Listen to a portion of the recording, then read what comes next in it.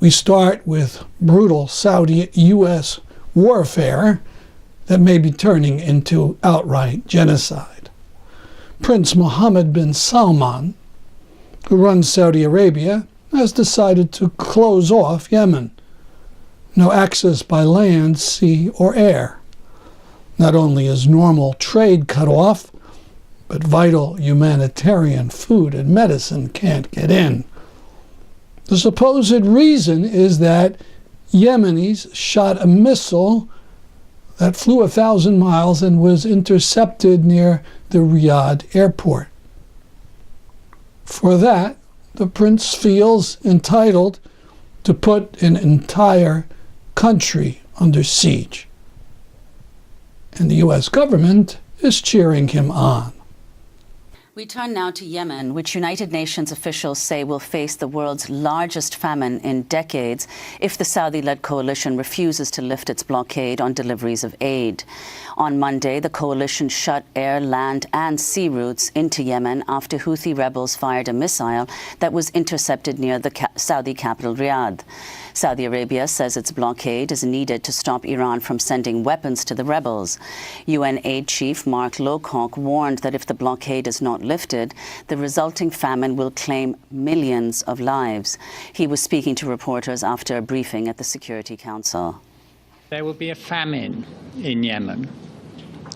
It will not be like the famine that we saw in South Sudan earlier in the year, where tens of thousands of people were affected. It will not be like the famine which cost 250,000 people their lives in Somalia in 2011. It will be the largest famine the world has seen for many decades, with millions of victims. The UN says aid agencies were given no prior notice of the Saudi decision to shut down all land, air, seaports in Yemen. The World Food Programme said Monday, out of Yemen's population of 28 million people, about 20 million, quote, do not know where they're going to get their next meal. Meanwhile, medical experts warn the clampdown will worsen Yemen's cholera epidemic, which has sickened more than 900,000 people. A famine that will create millions of victims. Now, how does the great U.S. government respond? The Trump administration? It doesn't have the slightest interest in what happens to Yemenis. How about Congress?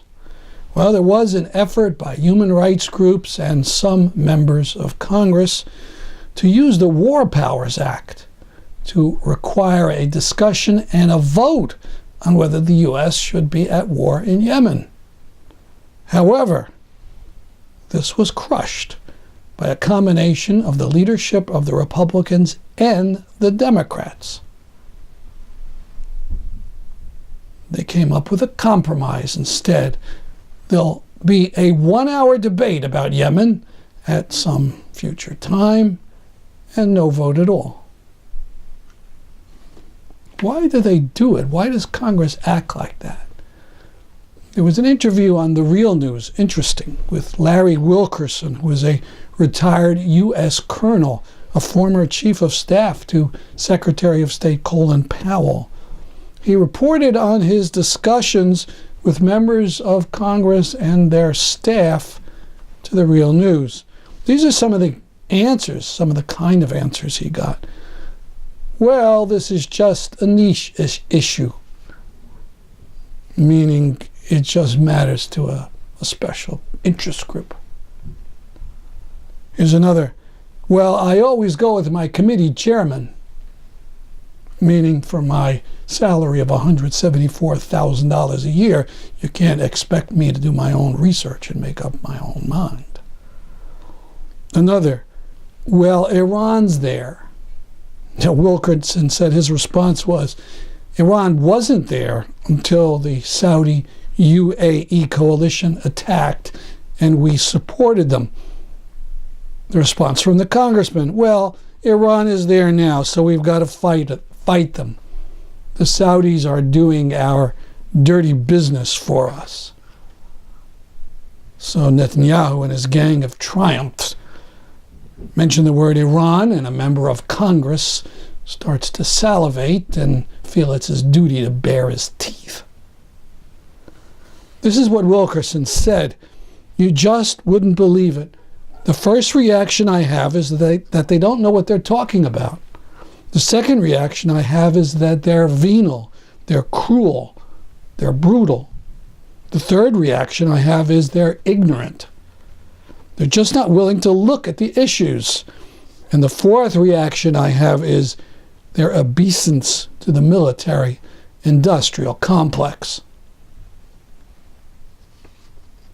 This is evil. Not the petty evil of murderers and sadists, but the combination of greed, cruelty, laziness, and indifference that leads to immense crimes. Years ago, Hannah Arendt called it the banality of evil.